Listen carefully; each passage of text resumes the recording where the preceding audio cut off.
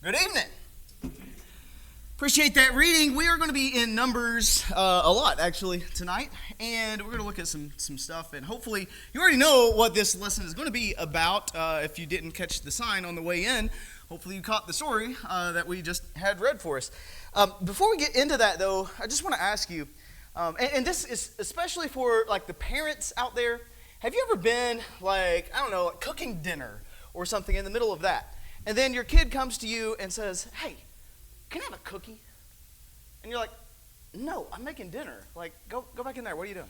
And so you keep cooking dinner, and then the kid comes back and is like, "Hey, can I have a cookie?" And you're like, "What are you doing?" No, like, get back in. I'm cooking. Like, I'm in the middle of all this, and you're up here, and you're like, "Can I have a cookie?" And you're like, "No, like, just stop. Get out." And they come in there, but wait, "Can I have a cookie?" And you're like, "Okay, fine. Just take the cookie." Do you know what they're doing when they try to do that?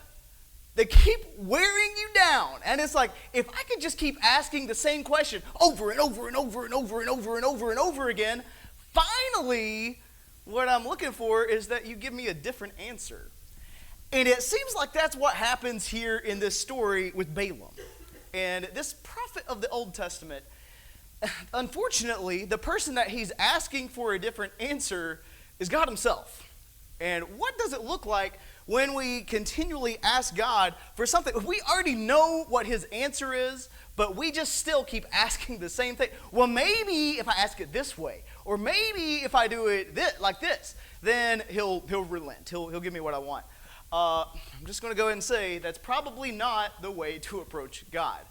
And it's, by the way, kids, that's not how to approach parents either. Don't do that. We sometimes, though, we look for a different answer, and we expect something to be different in that. And sometimes even, I think, as adults, maybe there's a situation that I'm really struggling with. I have some major problems going on in my life, and I kind of know what the right thing is, but the wrong thing, it seems so appealing in this situation. And you know what? Maybe God will be okay if I tell a little lie in this situation, or maybe if I could do a little.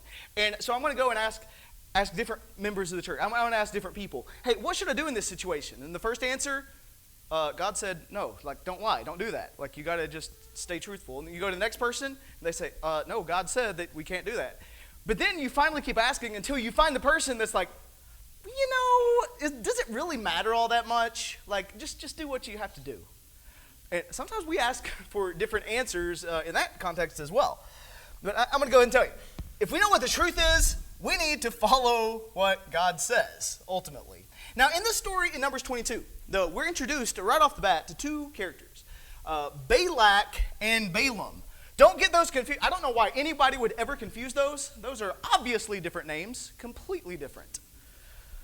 But what's happening here in the book of Numbers is the children of Israel, they have came out of Egypt, and remember, they got the law on Mount Sinai. Moses brought that to them, and they had went to Kadesh Barnea, and they were about to cross over, and they were going to go in to the land. But before they went in, do you remember what Moses did? He sent out 12 spies into the land, and disaster ensued. 10 of them gave a bad report and said, "Nope, can't take them. They're too big.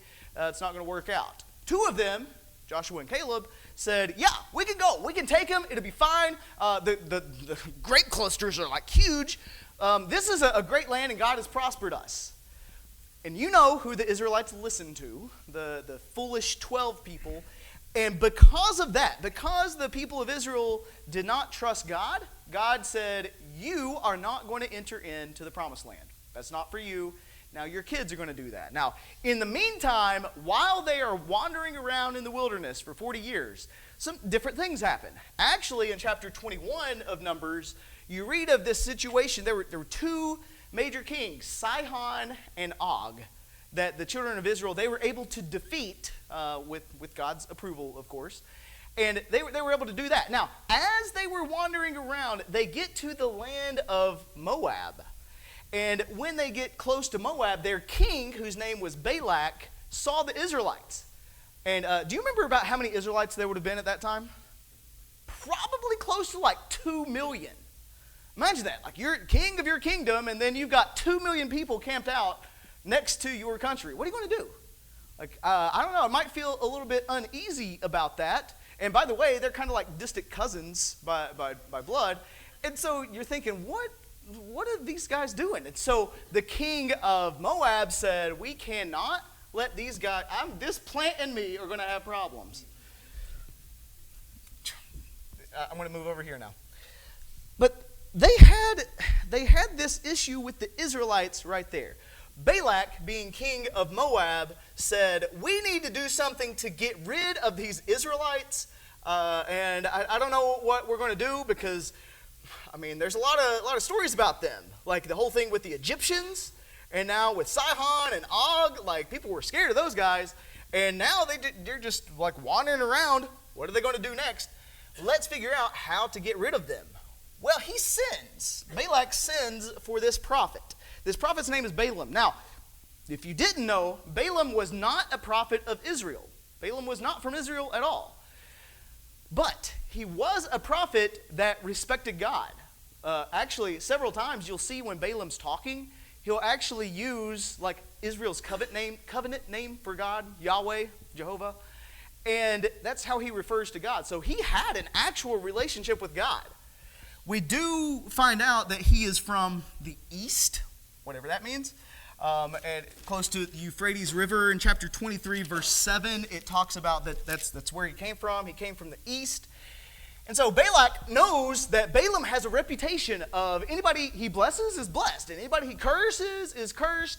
And like he's a true prophet.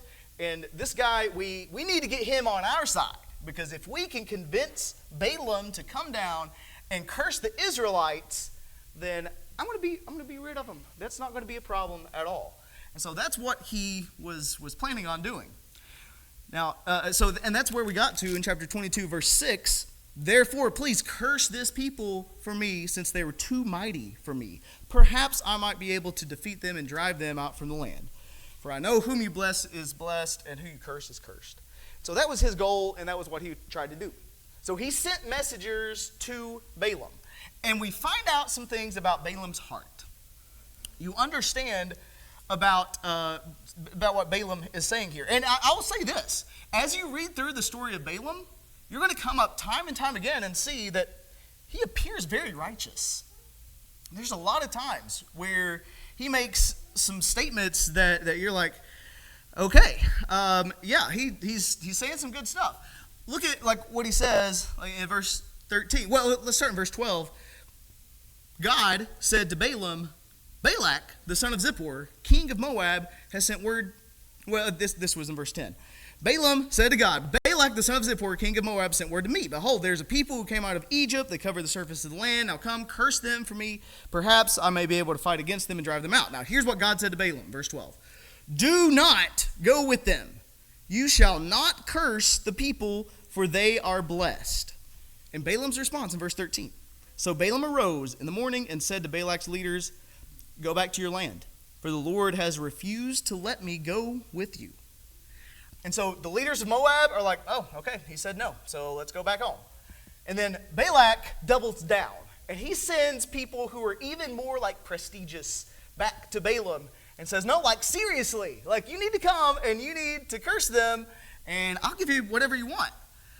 Well, in verse 18, Balaam replied to the servants of Balak, though Balak were to give me his house full of silver and gold, I could not do anything, either small or great, contrary to the command of the Lord my God. Was there any confusion about what God's will was in this situation? Was there any like wiggle room? Was there any like opening in what God had said that Balaam could be like, oh, I don't know, well, maybe it's a little bit. No, it was like, do not go. I will not curse these people. God's word was very clear in this situation. He was very up forward with that. And honestly, this story should have stopped there. That should have been the end of Balaam. That's all we hear about him. And they all live happily ever after. But it's not. The very next verse, verse 19. This is still Balaam talking. Now please, you also stay here tonight, and I will find out what else the Lord will speak to me. Balaam, what do you mean what else? He already said, don't go. What do you expect him to say now? Well, don't go, but actually go.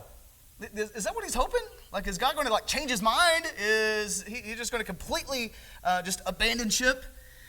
Well, the problem is, God had spoken clearly. Balaam's he keeps asking, hoping, again, for a different answer. That's what he was hoping for.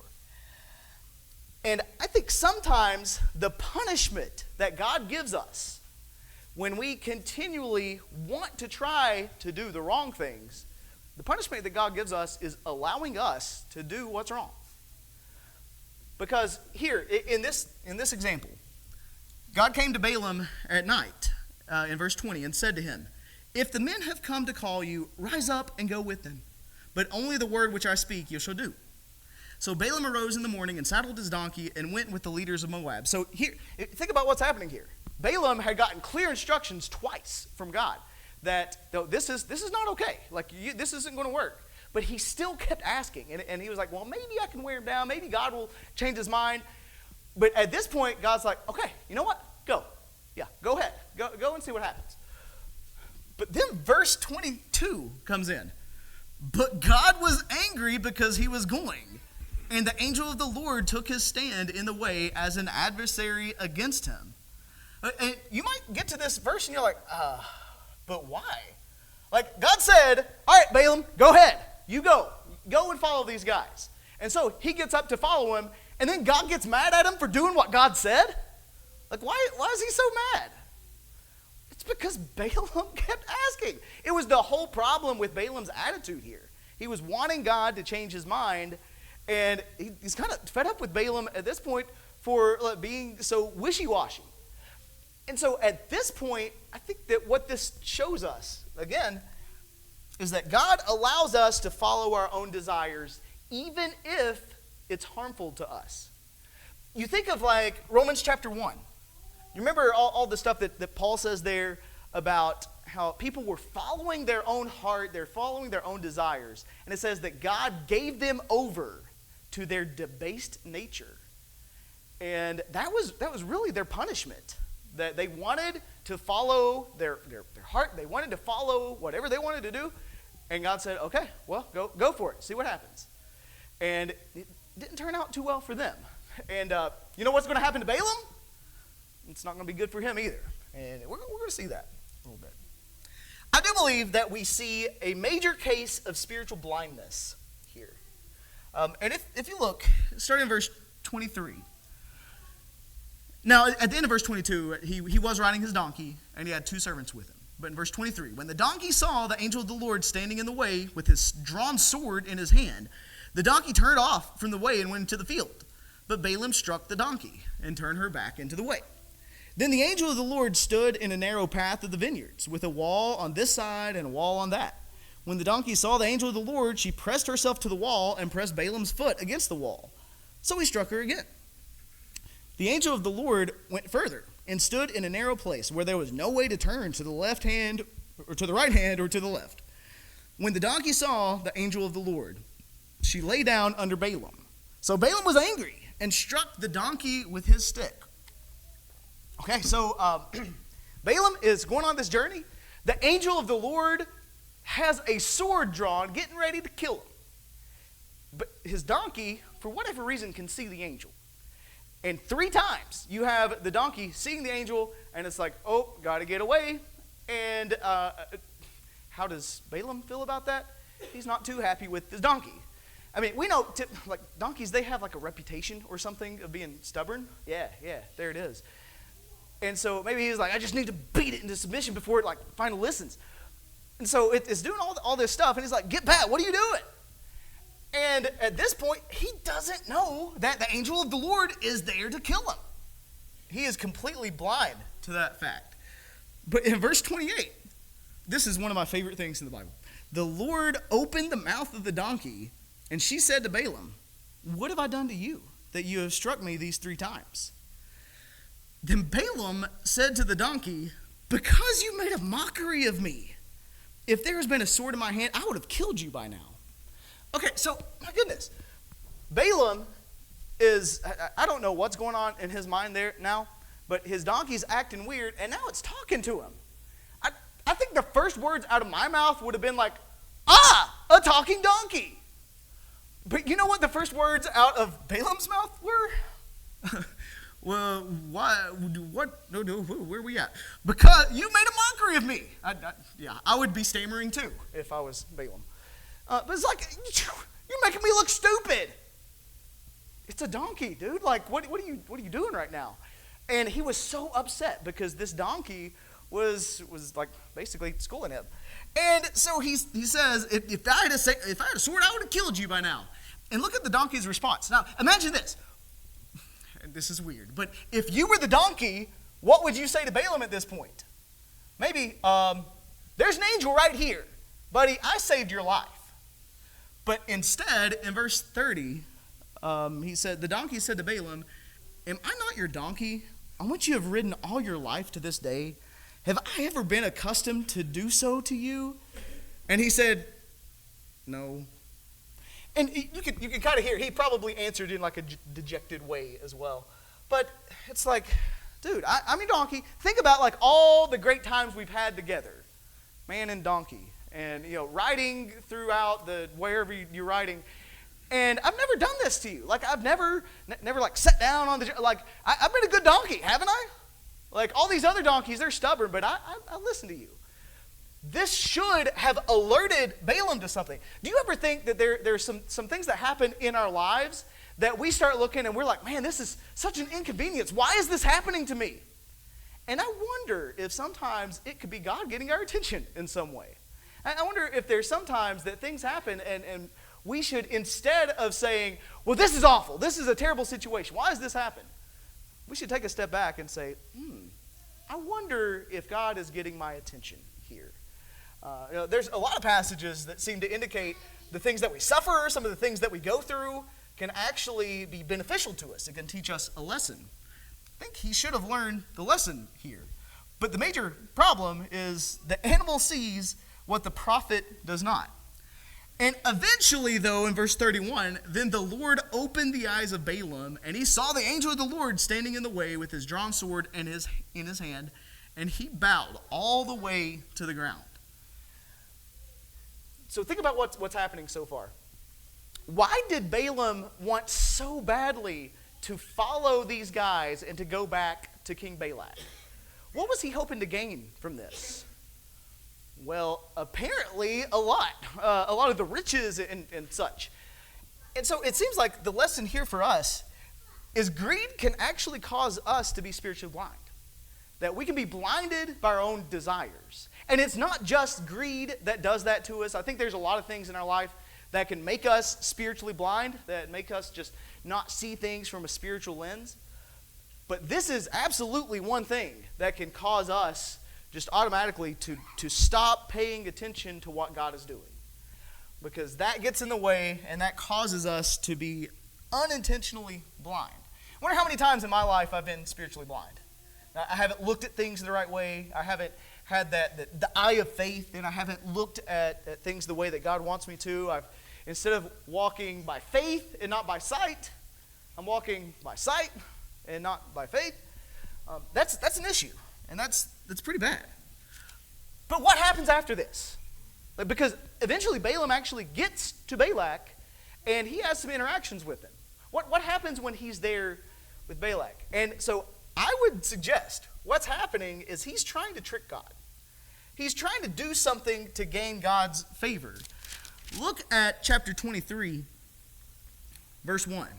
Then Balaam said to Balak, build 7 altars for me here, and prepare 7 bulls and 7 rams for me.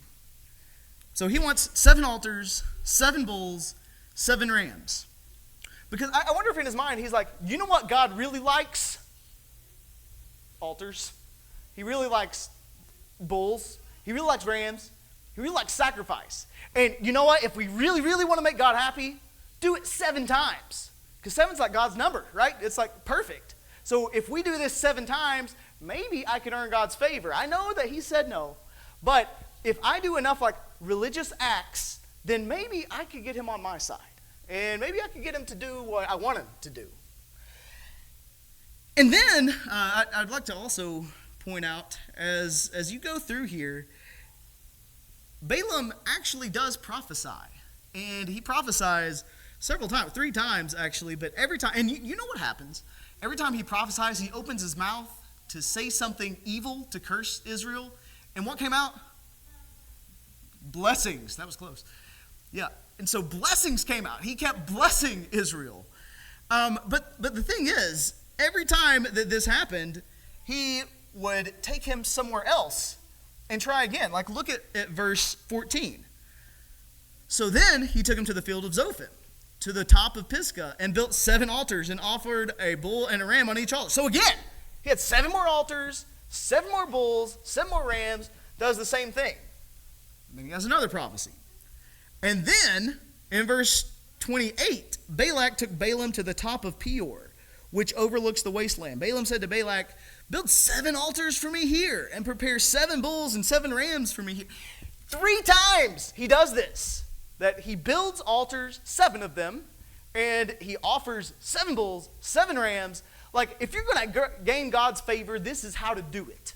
Like, you're going to just continually do these things because God loves sacrifice. God, that's what he said that he wants.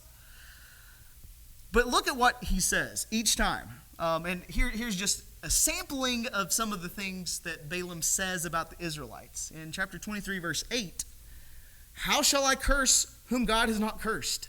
And how can I denounce whom the Lord has not denounced? He's not able to curse them. God has blessed them, so he can't do anything different. Verse 19, God is not a man that he should lie, nor a son of man that he should repent. Has he said, and will he not do it? Or has he spoken, and will he not make it good? It's like, no matter how many times we ask God, he's going to say the same thing. He's already laid it out, and this is exactly what we need to know. And then in chapter 24, verse 5, how fair are your tents, O Jacob, your dwellings, O Israel. He's looking at them, and he can't help but to bless them. And obviously, this is God speaking through him. And he says, like, Israel is going to be blessed. Nothing that he can do will cause them to be cursed. He can't do it. And so he is bound by God's will, and this is an absolutely unstoppable blessing. If God wants to bless, then there is not a single enemy that can change it. And this might remind you of some New Testament passages that talk about that. God cannot be manipulated by this. There's nothing that we can do. If God is for us, who can be against us? I mean, nobody. No, because God is the one who brings those blessings. And on top of this, there is a prophecy that Balaam says. After he does this like 3 blessings instead of cursing situation, he actually opens his mouth and has another prophecy in chapter 24. In verse 15, he says, he took up his discourse and said, the oracle of Balaam, the son of Beor, and the oracle of the man whose eye is opened. And he talks about all this, but look at verse 17. I see him, but not now. I behold him, but not near. A star shall come forth from Jacob, a scepter shall rise from Israel, and shall crush the forehead of Moab, and tear down all the sons of Sheth. Who's he talking about in that prophecy? I mean, I think it's pretty clear. It's Jesus. There's going to be a star that comes. Is there anything like associated with a star and Jesus? There's actually a few. One I'll mention right now, Revelation 22:16, talks about, Jesus says, I am the root and descendant of David, the bright morning star. And the whole scepter thing, he reigns with the authority of a king. We also see this further on in the chapter. And in Revelation 19:15, strike down the nations, he will rule them with a rod of iron. This is talking about Jesus, for sure. And he mentions Jesus as something, he's like, I can see him, but he's not near. Like, I'm not real close to him. And this, by the way, is one of the earliest messianic prophecies that are pretty clear about Jesus, and all the way back in the book of Numbers. And so he's looking forward to Jesus. But this is Balaam. He's not an Israelite, and he's sharing this great prophecy about the Messiah. So if you think about what's happening here, and all of these issues, the things that are happening, he's blessing Israel, and he's looking forward to Jesus. What's so wrong about that? Like, everything we've seen, well, most everything we've seen so far from Balaam has actually been some pretty good stuff. Like, he has all these blessings for God's people. He is prophesying of Jesus. So what's wrong?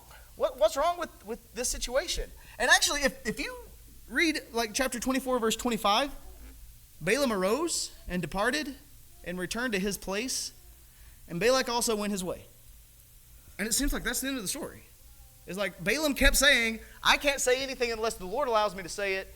And then he like blesses Israel, and then he just sort of rides off into the sunset. Maybe the donkey was happy then. But he goes and he transports himself back. And it's like, was there a problem with Balaam? Like, do we see anything else about him? Well, I'll say this. He seems very obedient when we leave him. But the New Testament, the way that the New Testament talks about him is confusing. Look at 2 Peter 2, verse 15. 2 Peter 2:15.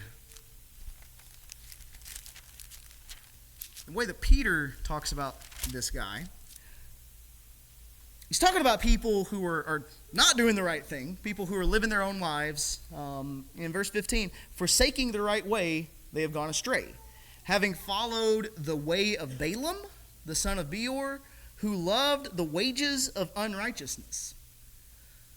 But I thought he never got the money. Like he was only able to curse Israel. Why is it saying that he loved like unrighteous money? All of this stuff. Did he actually get it? In Revelation chapter 2, there's also this statement.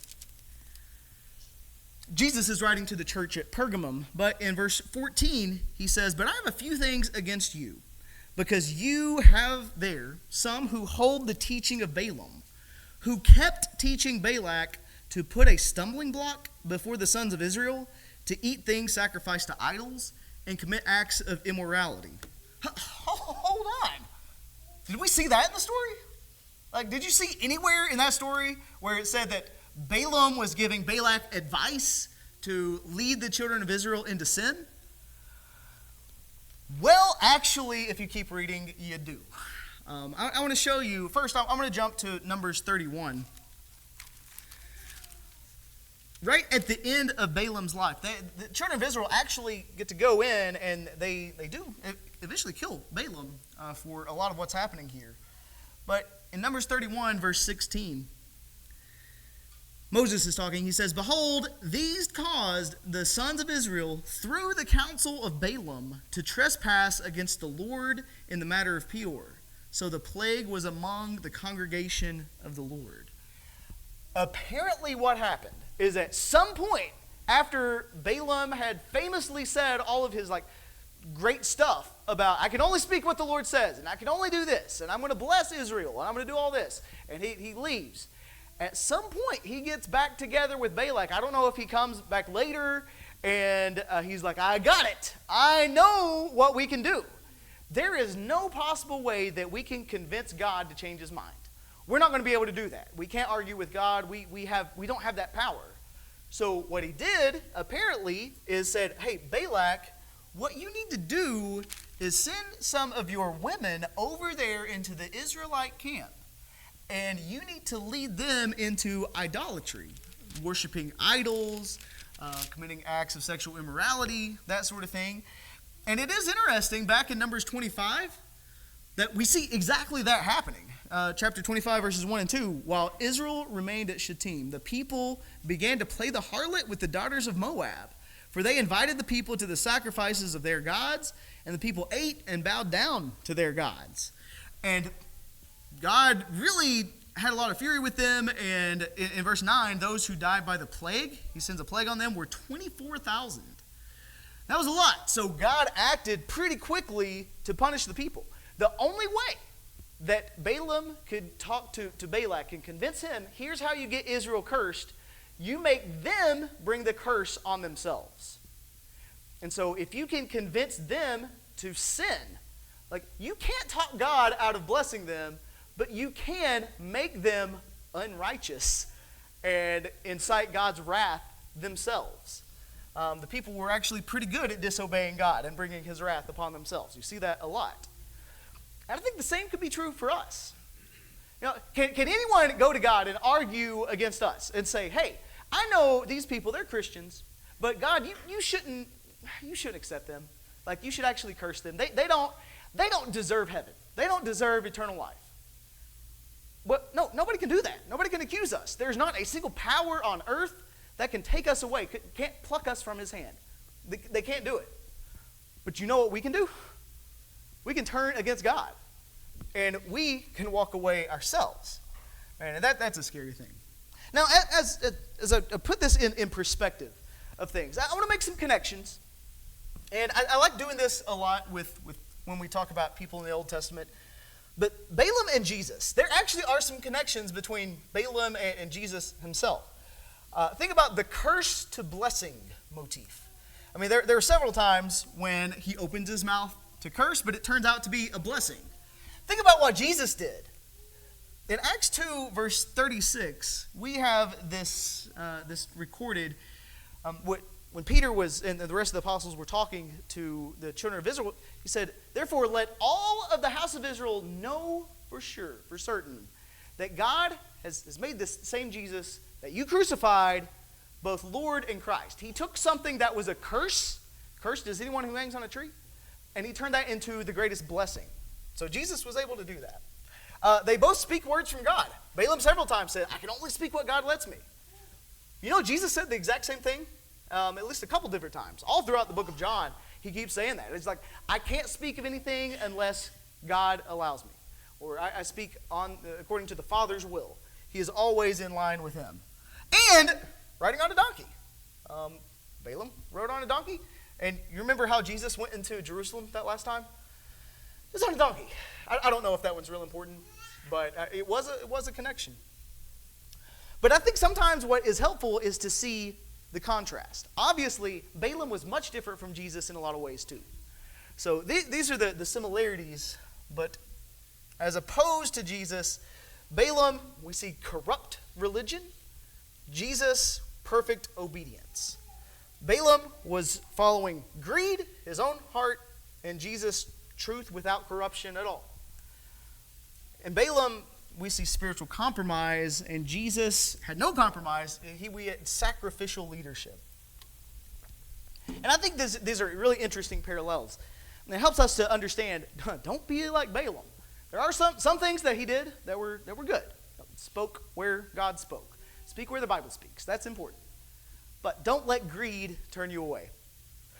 But there is one more fascinating connection. And I can't help it. I'm sorry. I'm going to show you this. But between Balaam and another group of people, actually. And there's too many similarities to just be completely coincidence. But did you know there was a lot of similarities between Balaam and the Magi? We see the Magi in Matthew chapter 2, who come and visit Jesus after he was born. Think about the star thing. Do you remember, so Balaam mentions the star. Do you remember how the Magi found Jesus? They followed his star. Did you know that both of them came from the east? Balaam was, in chapter 23, he came from the east. The Magi, all that we know about them, they came from the east somewhere. There's actually a little bit of consideration that maybe the Magi learned some stuff from things that Balaam had passed down. I don't know, but that's an interesting connection. They were both Gentiles that were used by God. They were not Israelites. Not part of the nation of Israel, but God used them in some way. They both encounter a powerful king who is opposed to God's plan. Balaam with Balak, obviously. The Magi, do you remember what king that they encountered? Herod. And Herod was a pretty bad dude. And you have this thing where God directs their journey supernaturally. Balaam with a donkey, and the Magi with the star and all of those things. And they were even told to avoid going back to Herod. God told them specifically to go and get away from that. Now, why do we say all this, and why do I bring all of this up? Because I think that we can learn, and here's the last points for you. The gospel message in this. This story, the entire thing points us to Christ. It really does. You think about how Balak tried to curse God's people, but God turned the curse into a blessing. Same thing happened with Jesus. The people tried to take Jesus. They tried to kill him. They tried to get rid of him and silence him, but it didn't work. This just fulfilled God's plan and provide a blessing to us. Acts 2, 23 and 24. This Jesus that you crucified, God has raised him up. God takes a curse and turns it into a blessing. Now, Balaam, there's so many things he had going for him. He knew God. He knew the true God. He called him by name. He spoke true prophecy. The words that he said was absolutely right. And he even foretold the Messiah. Now, you might think, man, someone who has hidden all those highlights, shouldn't they be saved? Like, shouldn't they have what they need? Like, this is the mark of what a good disciple is. Someone who speaks truth about God. They obviously believe in him. They say true things, and they talk about Christ in the right way. Like, all of that was really, really good. But the problem is, he loved money more than he loved God. And so that prophecy that he says is like, I see him, but not near.